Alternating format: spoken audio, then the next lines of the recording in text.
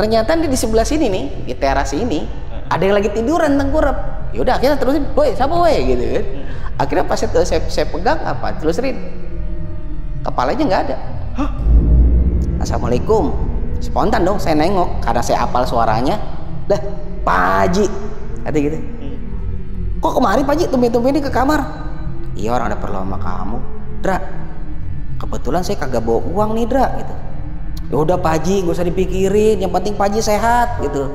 Kalau sehat kan bisa ibadah Pak Haji. Iya sih bener. Dra, gini aja Dra ya, ntar kamu abis sisa ke rumah aja. Ngapain Pak Haji? Ya selesain aja kita dah, sekaliannya semua urusin.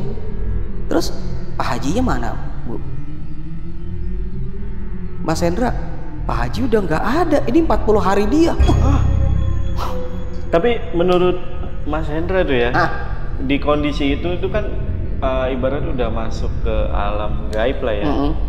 Itu suasananya di dalam rumah kah atau di mana tuh Mas?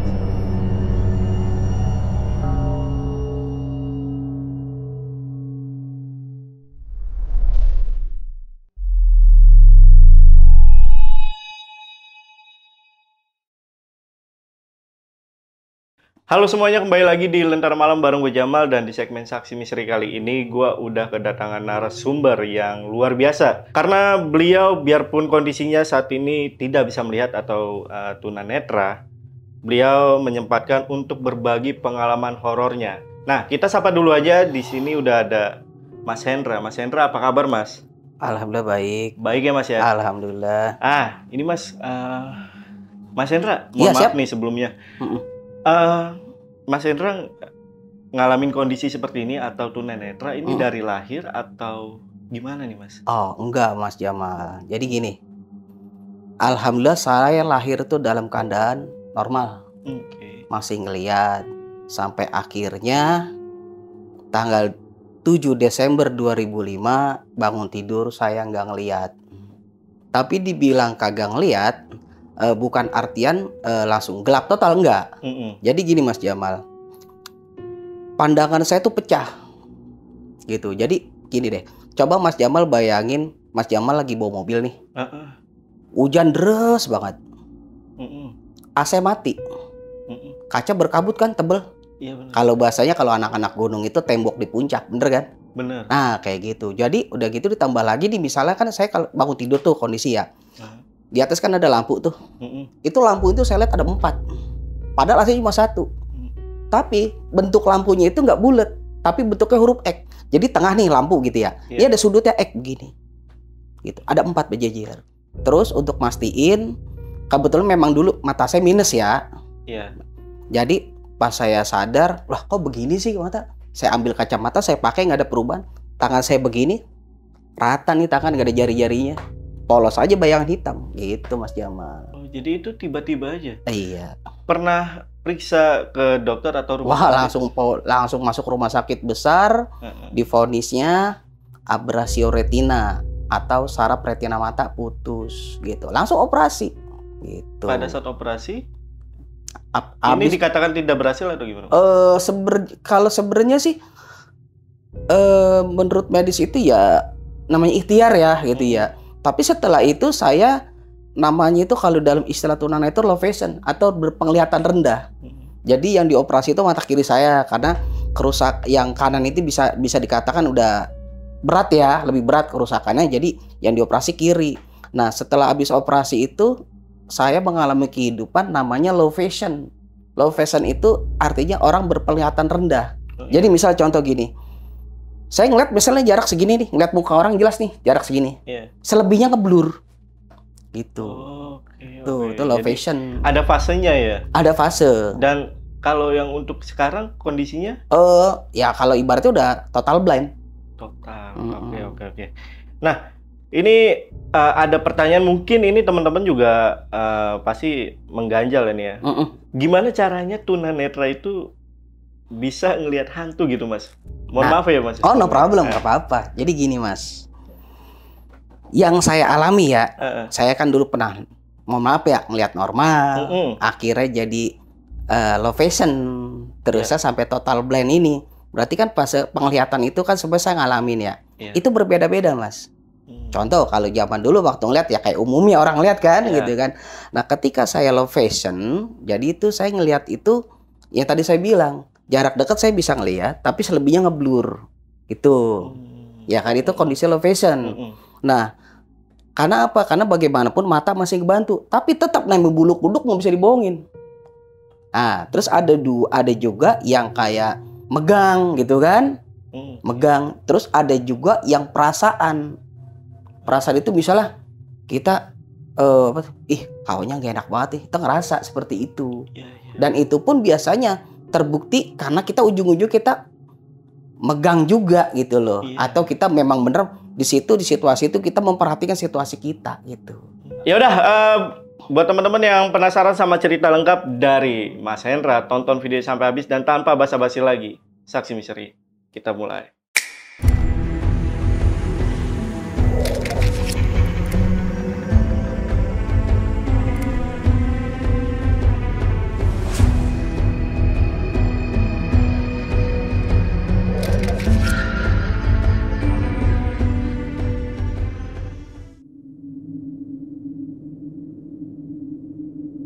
Jadi gini Mas, ini kejadian ini tahun 2010 nih, akhir 2010 ya.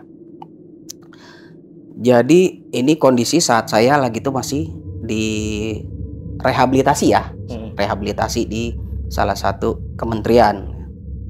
Nah jadi pas kira-kira setengah 10, tiba-tiba saya didatengin sama supir bos.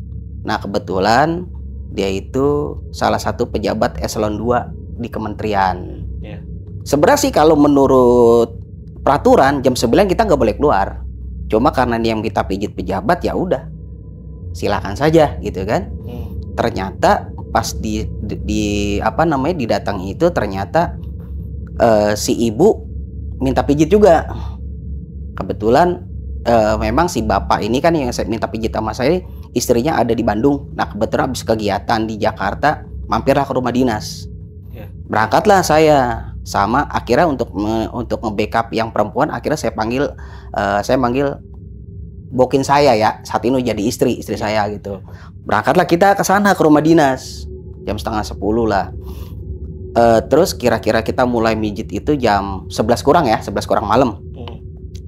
Pas ketika udah selesai pemijitan itu kira-kira jam 12, akhirnya pulang karena supirnya dibangunin nggak bangun gitu, mungkin karena kelelahan ya. Akhirnya ya udah saya sama pacar inisiatif di jalan kaki aja deh gitu. Akhirnya jalan lah tuh, kondisi gerimis Mas. Nah, udah jalan nih saya nih keluar dari rumah dinas. Setelah rumah dinas ini ada simpang ke kiri atau kanan, karena di tengah-tengah itu lapangan tenis. Karena ke kiri lebih istilahnya gerbang udah tutup, kita mutusin ke kanan lewatin bengkel. Kita gini ya, kita ke kanan gitu di bengkel, terus belok kiri.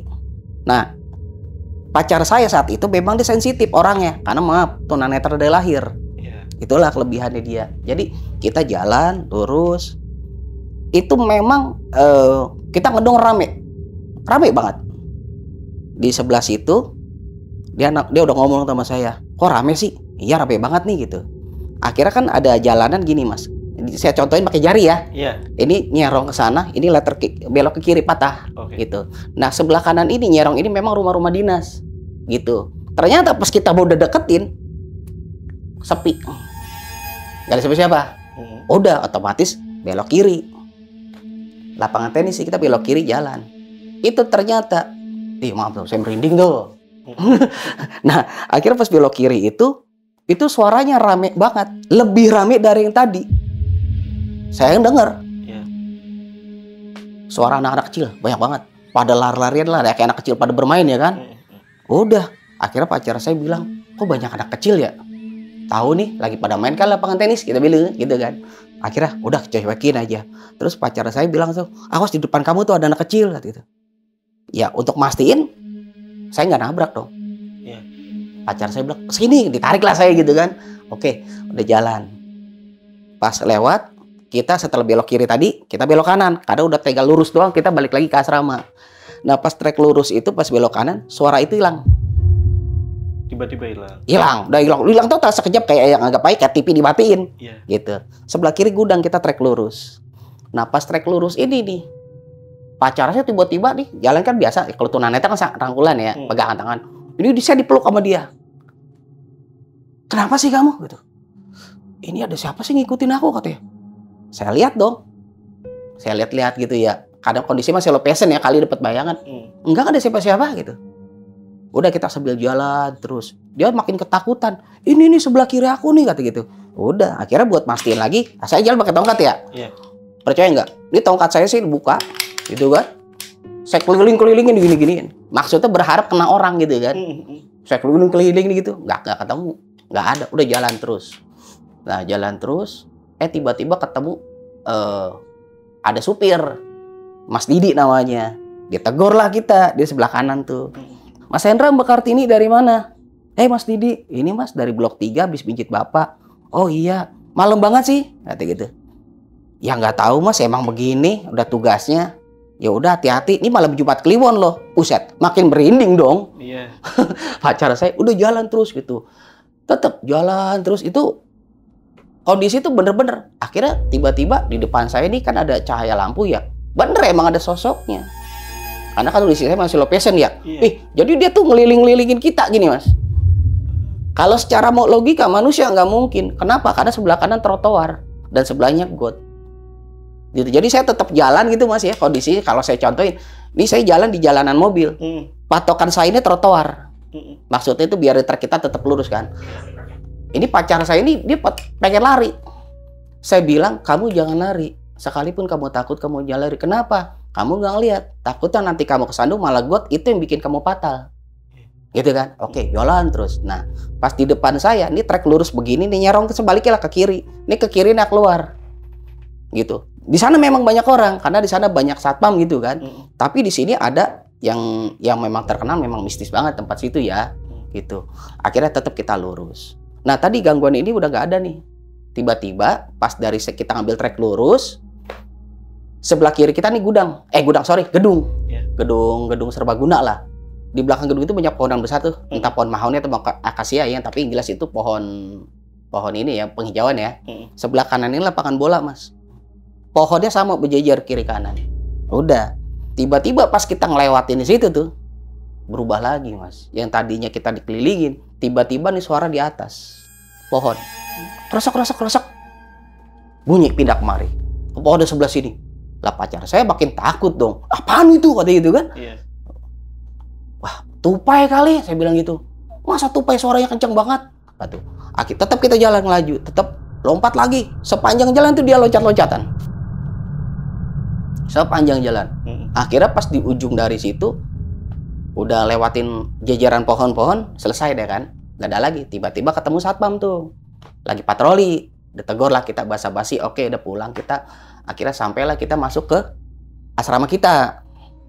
Nah, masuk asrama udah tenang. Itu pacar saya tuh tadi kan super takut ya. Merasa bahkan sampai dia pun sampai ya ngucap segala macam ya, nyebut asma Allah ya. Akhirnya saya anterin dia ke kamar dia, ke asrama dia gitu.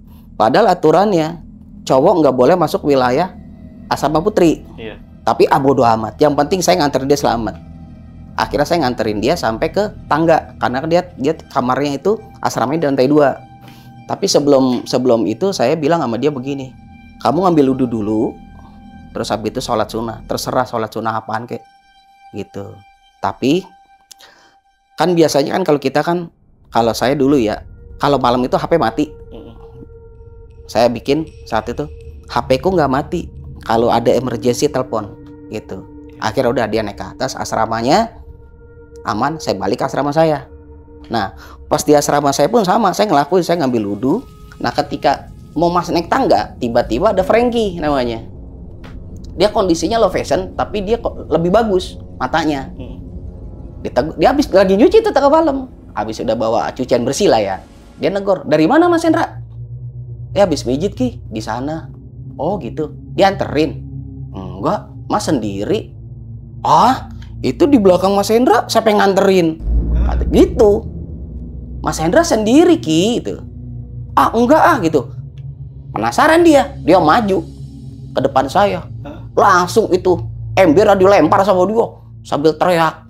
Wah, berarti ranking lihat gitu. Udah saya balik badan.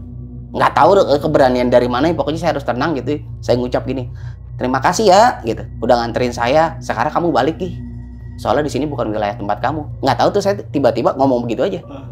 Udah, akhirnya saya naik ke atas asrama, masuk kamar, dah nggak terjadi apa-apa tuh malam itu. Pacar saya pun nggak nelpon saya, berarti kan dia aman. Nah, besok paginya kira-kira jam 6 ketemu Franky. Saya tegur, Ki, semalam kenapa lu? Ya Tuhan, Mas, serem banget Mas gitu. Apa sih yang lu lihat?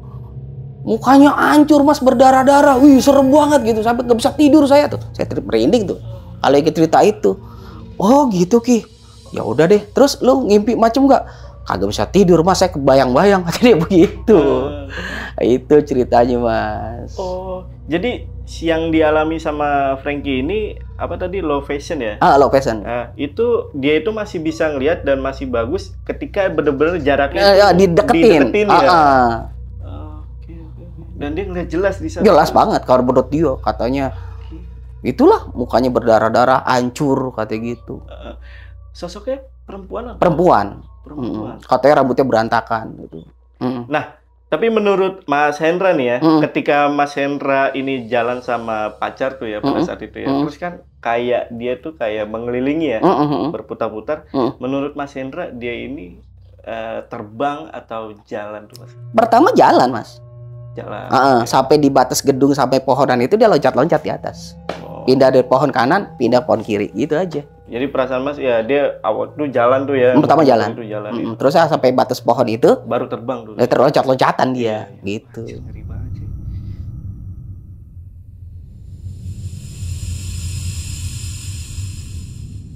Kejadian kira-kira awal tahun ya, 2011. Jadi awalnya itu saya ngucap gitu. Dulu gini, dulu saya punya biasa tuh, ada bapak saya pijit, kita panggil aja Pak Haji ya. Dia biasa pijit sama saya. Biasanya tuh rutin 2 minggu sekali. Saya ngucap gini, abis asar nih, kira-kira 3:30 ya. Ini Pak Haji tumben udah lama nggak ada kabarnya. Kemana ya gitu. Akhirnya ya udahlah, cuekin aja gitu kan. Itu saya ngucap dalam hati tuh. Kira-kira jam 5 saya lagi ngepel nih, ngepel asrama kamar saya gitu. Ngepel sambil nyetel musik gitu kan, sambil nyanyi-nyanyi gitu kan. Tiba-tiba pas udah depan pintu, ada yang ngucap salam sama saya. Assalamualaikum. Spontan dong saya nengok, karena saya hafal suaranya. Lah, Pak Haji, kata gitu. Kok kemarin Pak Haji tumben-tumben ini ke kamar? Iya, orang ada perlu sama kamu. Oh yaudah sebentar Pak Haji ya, kamar saya masih basah. Oke, udah. Akhirnya setelah kamar kering, kenapa Pak Haji gitu? Kaki saya sakit banget, Dra, keseleo nih. Oh gitu, ya udah. Duduklah kita, duduk aja lesehan di lantai gitu kan, kamar gitu, sambil saya pijitin kakinya, saya pegang tuh, ini kan saya pegang itu karena saya mijit kan, saya pegangin tuh kakinya dia. Terus saya ngucap gini, badan Pak Haji hawanya kagak enak banget nih gitu. Emang kenapa Dra? Badan Pak Haji hawanya anyep tuh apaan? Kayak darah kagak jalan Pak Haji. Oh iya kali ya, saya kecapean ya gitu. Jadi dia ngomongnya datar-datar aja, padahal aslinya nggak gitu. Iya saya kecapean nih Adra. Ya kira-kira akhirnya mijit selesai, saya tes. Coba Pak Haji tes, coba gerakin. Wih udah enak Dra, buat jalan juga udah enak nih. Oh syukurlah kalau Pak Haji gitu Pak Haji. Dra, kebetulan saya kagak bawa uang nih Dra gitu. Ya udah Pak Haji, nggak usah dipikirin, yang penting Pak Haji sehat gitu. Kalau sehat kan bisa ibadah Pak Haji. Iya sih bener. Dra gini aja Dra ya, ntar kamu abis sisa ke rumah aja. Ngapain Pak Haji? Ya selesain aja kita dah, sekaliannya semua urusin, biar enak sekalian. Dia ngomong gitu. Ya oke deh siapa Pak Haji itu. Terus saya tanya, Pak Haji puasa nggak? Kan kebetulan emang dia sudah jalanin puasa Senin Kamis kan. Kalau itu hari Senin tuh kebetulan. Kalau emang puasa udah bareng sama saya aja. Udah nggak usah Dra, 15 menit lagi mas sampai keburu di rumah. Ya udah kalau gitu. Akhirnya dia keluar kamar saya. Nah kira-kira abis Isya, karena saya berarti kan emang diundang ke rumahnya ya. Iya. Saya telepon lah ojek saya yang biasa nganterin saya. Dianterin lah saya ke rumahnya. Pas sampai depan rumahnya tuh tukang ojek saya nih, lah kok banyak orang rame lagi pada ngaji gitu.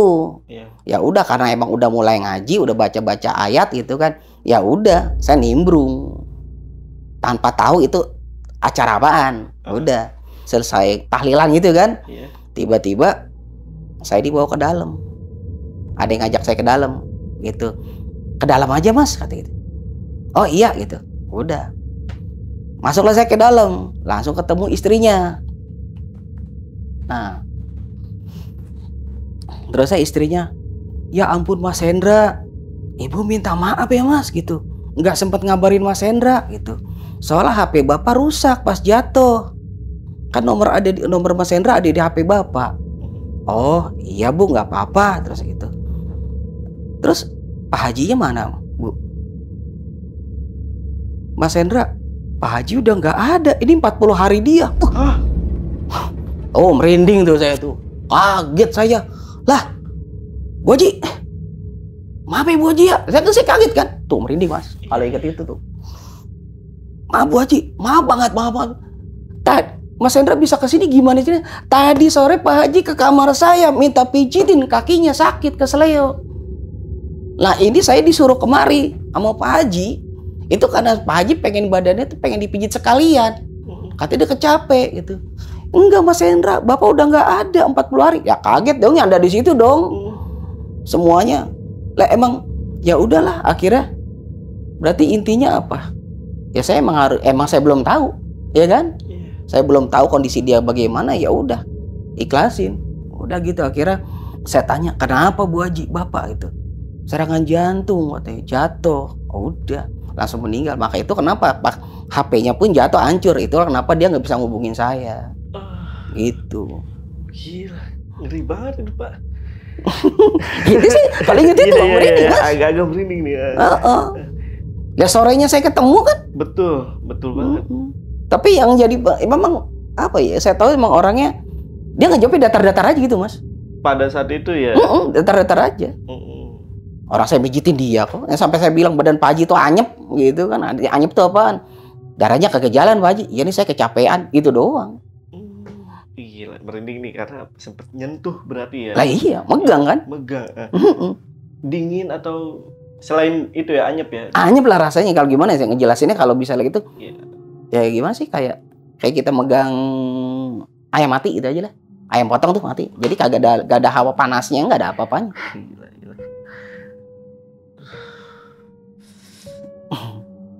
Tapi pada saat itu ya penyelesaiannya ya ikhlasin berarti. Ikhlasin udah. Ya tapi gimana? Berarti saya dipanggil ke situ kan secara tidak langsung Pak Haji ngundang saya kan menurut Islam ya itu kan 40 hari masih di situ. Gitu. Jadi saya belum tahu karena pas sorenya kan saya ngomong Pak Haji kemana ya kagak ada kabar-kabar gitu kan. Iya, betul. Akhirnya itulah.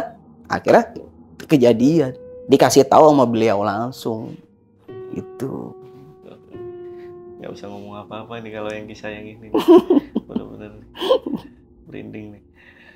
Tapi setelah kejadian itu mas, maaf ya mas ya, arwahnya Pak Haji ini datang lagi nggak ya? Enggak ya? Berarti cuma sampai di situ aja ya? Pas 40 harinya ya? Iya, kadang secara pribadi gini mas, mohon maaf. Kan saya bilang kan tadi saya ikut tahlilan ya. Kan saya ikut tahlilan terlambat ya. Kan ada kirim-kirim arwah gitu kan, nama disebut-sebut kan, disebut-sebut gitu. Itu saya nggak tahu karena emang saya nggak tahu nama asli dia siapa gitu. Jadi saya ya udah ketika disebutin itu ya amin aja udah. Maka itu pas selesai tahlilan itu saya ada yang ngajak ke dalam. Lah baru ketahui di istrinya ngomong. Oh iya paham. Berarti coba ikut nimbrung dulu. Abis itu ya karena nggak tahu nama aslinya ya. Nggak tahu nama aslinya. Amin aja. Amin aja. Okay, kita pikir kan itu acara apa gitu kan, tahlilan siapa atau haul siapa kita nggak tahu. Iya. Oke.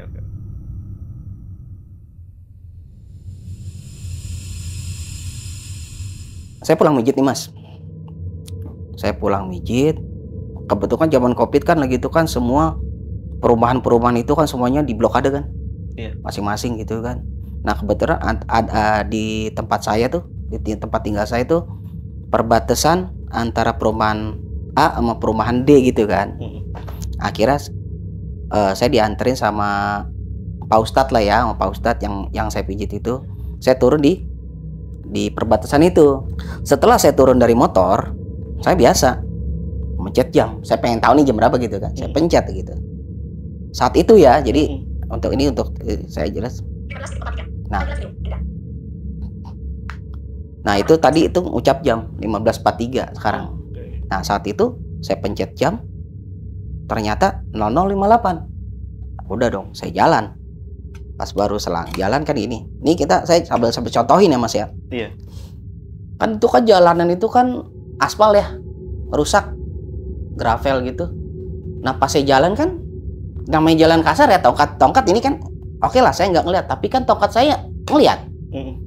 Saya jalan begini, pas saya belok kiri nih Mas, ini mohon maaf nih, tiba-tiba nih yang tadi jalan kasar, tiba-tiba halus Mas. Tuh, saya kaget baru pas baru tongkat udah rata gitu kan, saya kaget berhenti diam. Kok begini? Kok masuk rumah siapa ya gitu? Saya pikir nggak mungkin saya masuk rumah orang karena saya tahu banget posisinya. Udah, saya tongkat saya akhirnya pas kaki saya maju lagi, satu lagi kaki yang satu nih kiri maju. Saya begini, aspal ini udah nggak ada. Jadi ubin licin gitu. Udah, akhirnya saya jalan terus, jalan terus. Tiba-tiba ada suara motor GP Mas, kayak suara motor GP ya, tepatnya kayak suara motor GP gitu. Suaranya kenceng banget. Jadi saya ngejelasinnya gini Mas ya.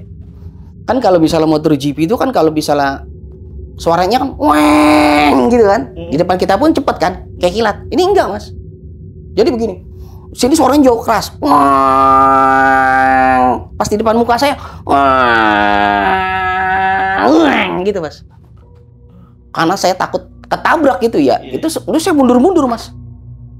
Mundur-mundur terus gitu. Aduh. Kok gini sih? Itu masih tetap tongkat itu masih apa? Licin. Lah, ini di mana ini gua?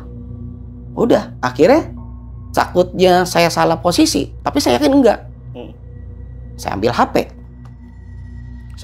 Lagi. Maksud saya mau nelpon Pak Ustadz yang tadi nganterin saya. Saya mau nelpon dia. Secara otomatis kebetulan di situ ada WiFi RT gitu ya, WiFi umum. Biasanya kalau saya ke situ pasti nyamber. Jadi data seluler aktif, WiFi juga otomatis kan langsung nyamber dong masuk. Ketika saya pegang HP, nggak ada jaringan. Baik data maupun saya telepon reguler nggak ada jaringan. Kok begini sih? Udah tuh, penan HP lagi, bener-bener nggak ada jaringan. Udah masukin HP, jalanlah saya. Baru beberapa langkah, tiba-tiba saya makin penasaran, gue di mana gitu ya. Akhirnya saya penasaran apa? Saya jongkok Mas, buat mastiin tangan saya ini megang marmer, diameternya 1 meter kali 1 meter. Pernah nggak ngeliat ada diameter segitu? Belum pernah. Kenapa saya bisa bilang 1 meter 1 meter? Saya jengkalin Mas di marmernya, kan ada natnya tuh. Natnya saya jengkalin. Ini satu jengkal saya nih 20 cm. Karena pernah ada yang ngukur dulu gitu ya. 5. Kemari 1 meter kali 1 meter. Nggak mungkin ini. Udah. Akhirnya saya berdiri, lanjutin lagi tuh, saya maju lagi jalan. Tongkat itu saya nggak mainin gini, enggak. Tetap saya dorong karena tongkat ini saya ngikutin nat.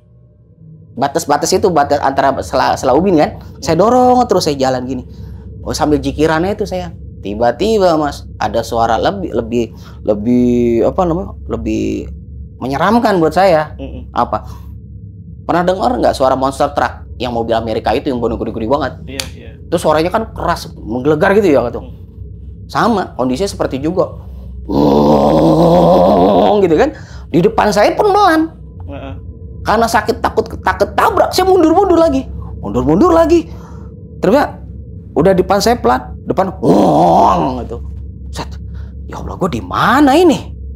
Itu dong. Aduh, kemana ya gue ya? Udah, akhirnya ya udahlah. Saya udah yakin nih, karena dulu pengalaman waktu ngeliat saya juga pernah masuk ke alam lain, pernah saya pengalaman. Jadi tuh saya ketakutan tuh, akhirnya udah tuh saya diam. Ya alhamdulillah ya masih punya wudhu. Akhirnya ya udah, saya tawasulan di situ. Tawasulan dulu, udah minta pertolongan sama Allah karena pengalaman pernah ada gitu. Saya tawasulan, udah kirim Fatihah, saya jalan. jalan terus tiba-tiba Mas, pas saya lagi jalan ada suara rame kayak di pasar, kayak ada orang-orang ngobrol gitu kan, ada suara kayak orang naruh gelas, ting gitu, pokoknya ngobrol rame. Lah saya kan tahu di situ nggak ada pasar gitu kan. Wah, udah, tetap saya harus tenang. Karena saya sadar nih bukan dunia gua. Saya tetap tenang gitu. Akhirnya setelah lewat suara-suara berisik, suara-suara orang ngobrol itu, akhirnya tiba-tiba apa Mas? Ini tongkat saya nih, nabrak besi, ting gitu kan. Wah, nabrak besi. Saya pegang besinya. Lah, besi. Wah, besi ini bener nih. Udah. Pas saya udah tahu yakin tuh besi, saya maju lagi selangkah. Tongkat saya yang saya dorong tadi tiba-tiba, mohon maaf nih, ini kan tadi licin terus ya. Iya. Tiba-tiba truk nggak bisa bergerak. Kenapa? Aspal. Udah aspal. Ternyata nih akhirnya pas saya tuh, tongkat saya udah kena aspal, buru-buru dong kaki saya ngikutin ke situ kan, ngarahin saya arah tongkat gitu kan. Ini yang jadi saya seolah-olah tuh Mas kayak saya turun dari tangga yang tadi jalanan di sini tuh. Saya begini tongkat saya, udah nggak ada. Udah nggak ada keramik itu? Nggak ada, udah murni aspal. Karena udah nggak bisa saya seret gitu kan. Iya. Udah aspal semuanya. Udah, terus saya pegang besi itu apaan? Lah, di gerbang rumah dekat rumah gua nih, gitu. Terus, udah, saya tenangin diri saya dulu, saya pencet lagi jam 01.58. Padahal secara logikanya, saya dari tempat tadi saya turun sampai ke rumah saya, paling kalau buat tunanetra jalan 10 menit. Ini makan waktu sampai 1 jam. 1 jam di situ doang. Akhirnya udah, saking karena udah lelah gitu ya. Udah lelah kayaknya energi udah lelah. Tiba-tiba saya dengar ada orang sebelah kiri lagi ngobrol. Udah, saya beranikan diri karena yakin saya itu bukan siapa-siapa. Saya beranikan diri, saya nanya, "Mas, bisa minta tolong nggak?" "Kenapa Om?" Kata gitu. Ternyata dia kenal sama saya gitu. "Kenapa Om?" "Mas, saya udah capek banget Mas, tolong anterin ke gerbang rumah saya dong," gitu kan. Karena itu gerbang gerbang 3 ya. Saya kan gerbang ke-5. Iya. Udah. Dia ngomong apa? "Tadi Om Hendra di sana ngapain Om?" "Di mana?" "Itu tadi di sana deket lapangan. Om Hendra tuh mundar-mandir, maju mundur mainan HP, balik lagi." Jadi selama itu dia merhatiin saya. Cuma dia pengen negor nggak berani gitu loh, nggak tahu alasan apa. Pokoknya dia merhatiin saya dari tadi. "Oh, nyari sinyal Mas saya." Gitu aja saya bilang tanpa itu ya, biar dia itu juga. Akhirnya udah sampai diantar ke gerbang saya, udah saya buka kunci, saya masuk ke depan rumah, saya tenangin diri dulu depan rumah. Ya udah, alhamdulillah ternyata saya sampai rumah juga. Jam 2 lewat baru sampai rumah. Padahal mau logikanya dari turun dari motor 10 menit pun sampai gitu Mas. Tapi menurut Mas Hendra tuh ya, di kondisi itu kan ibarat udah masuk ke alam gaib lah ya. Itu suasananya di dalam rumah kah atau di mana tuh Mas? Kalau saya ngerasain kayak gimana? Gini Mas ya, kayak di dalam kayak semacam aula pinggir jalan gitu loh. Dan saya yakin pun itu nggak ada aula di situ karena karena emang di situ nggak ada keramik. Karena emang sebelahnya jalanan yang udah rusak, sebelahnya itu tanah rumput-rumput, got, sebelahnya lapangan futsal atau poli yang biasa orang-orang main. Kalau kondisi yang pada saat ada orang ramai itu ya, ada ucapan dari orang tersebut yang masih inget nggak apa gitu? Suaranya kayak ngomong kebanyakan orang gitu Mas. Jadi kayak orang, ya intinya kayak semacam kayak orang kayak di pasar lah, kan banyak obrolan-obrolan gitu kan. Tapi ke dalam intinya sih namanya gitu-gitu aja, nggak jelas. Nggak jelas omongannya. Intinya itu ada rame-rame. Rame-rame kayak lagi pasar, kayak orang lagi di kedai lah gitu ya. Lagi pada ngobrol sambil ada suara ting-ting kayak suara gelas gitu. Mungkin gelas ditaruh atau apalah gitu. Itu udah kondisinya masih kondisi saya udah kayak gini, udah total. Udah total. Untuk yang cerita kedua juga yang kedua saya low passion ya. Oke. Dan saya megang. Iya, betul. Kalau ini kan saya, mohon maaf, memang saya megang keramik ya. Dan marmernya saya ukur. Iya. Tongkat saya pun nggak bisa bohong. Iya, betul. Gitu kan? Oke. Nah itu kan tadi ini ya Mas Hendra ya, pengalaman pada saat dalam kondisi yang sudah seperti ini ya, tunanetra ya. Kalau yang sebelumnya ada gak sih Mas, pernah melihat sosok gak sih Mas? Kalau kayak gitu-gituan semua orang juga pernah ngalamin Mas. Termasuk saya sendiri pernah ngeliat gitu. Waktu zaman masih ngeliat ya. Iya Pak, pernah. Itu bahkan penampakan itu tergantung ininya, tergantung dia nunjukin ya. Contoh misalnya gitu, ada terkadang dia nunjukin bagus, bahkan jelek. Ya, itu kan coba nunjukin, awas ada gua di sini. Bahasanya begitu Mas. Iya. Nah Mas, aku penasaran nih Mas. Berarti kan Mas Hendra ini punya teman, punya sahabat-sahabat itu yang sama nih kondisinya seperti ini ya. Nah itu kalau dari sahabat-sahabat Mas Hendra ada Mas pengalaman horor juga? Ada. Kayak gimana tuh ceritain Mas? Jadi ada gini Mas. Ini ceritanya nih kita lagi mau sholat subuh ya. Iya. Mau sholat subuh. Kebetulan subuh itu posisinya itu lagi tuh kalau nggak salah ya, seingat saya tuh jam 4:05 lah gitu ya. Istilah jam-jam segitu. Kebetulan malam itu emang saya udah bangun tuh dari tidur ya kira-kira jam 3 lah saya udah bangun. Nungguin subuh dulu gitu. Akhirnya saya keluar menuju musola. Ketemu temen nih gitu. Ketemu temen. Akhirnya karena belum ya subuhnya masih ya kira-kira 20 menitan lagi ya gitu. Akhirnya kan ada teras tuh dekat kolam ikan. Duduk dulu di situ sambil ngobrol sama teman gitu. Nah pas saya duduk gini masih, ini saya, ini teman saya di sini. Ternyata di sebelah sini nih, di teras ini ada yang lagi tiduran tengkurap. Gitu. Akhirnya teman saya begini, hei siapa lu?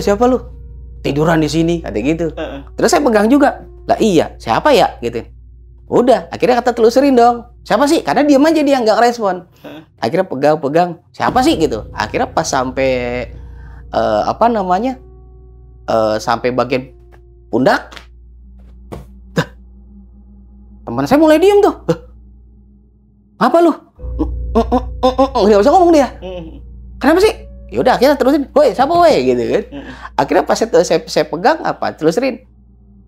Kepalanya nggak ada. Hah? Nggak ada. Jadi cuma batas leher doang gini Mas. Saya pegang, lah siapa nih? Akhirnya apa? Suaranya lebih jauh sedikit. Aku. Wah, kaget saya. Kadang kan apa? Pas posisi leher, palanya bisa. Udah, diem dulu tuh. Kita sadar. Kalau kita sadar kita tunanetra ya, kita bingung. Mau lari, takut bingung. Kita malah nanti bebahayain diri kita. Yaudah kita diem aja langsung. Kita berdiri. Astagfirullahaladzim. Siapa itu? Pas pegang, udah gak ada. Langsung buru-buru masuk ke musola. Gitu. Gila. Jadi suaranya itu misah sama badannya. Iya. Ya? Agak jauh tuh ya. Ya paling jaraknya 30 sentian lah. Mana sekarang secara logika mana ada orang lehernya 30 cm. Iya. Kecuali jerapah, iya panjang. Pernah lihat jerapah untungnya Mas ya. Oh, itu berarti pengalaman sama temen iya. Berdua tuh ya. Sebelum subuh itu ya. Tapi itu serem banget. Ya, tapi jadi serba salah ya bener tuh di ceritanya. Mau lari takut nabrak. Nah iya. Udah tuh. Kalau teman-teman tunanetra ya, mungkin rata-rata kalau ngadepin horor gitu ya, situasi horor itu kebanyakan ya diem dulu ya. Tergantung orangnya sih, kalau gitu ekspresinya. Iya. Tapi kalau Mas Hendra mah, ya karena kita sadarin dulu diri kita siapa. Iya betul. Kalau kita kan sebenarnya gini Mas, kalau mereka kan tidak menyakiti, yang menyakiti itu karena kebodohan kita sendiri, karena kita ketakutan kabur ngibrit. Bener banget. Ujung-ujung apaan? Ya mohon maaf lah, jangan kan tunanetra, orang ngelihat aja bisa kejadian kok. Bener.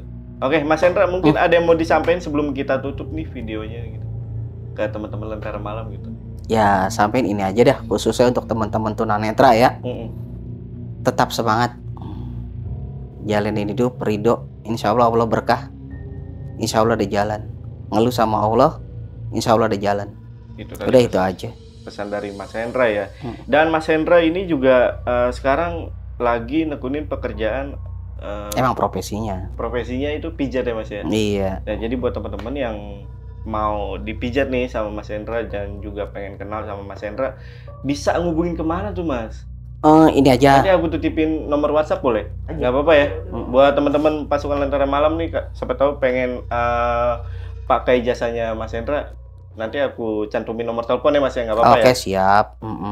Dan siapa tahu habis dari sini banyak pelanggannya gitu. Amin ya Allah Rabbi, makasih doanya. Iya.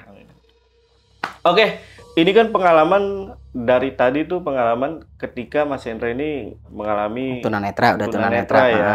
Nah, kalau sebelum tunanetra itu ada gak Mas? Ada Mas, ada. Nah, mungkin next ya, mau Mas Hendra kita undang lagi untuk cerita lagi. Insya Allah ya. Insya Allah ya Mas ya. Oke, kalau gitu.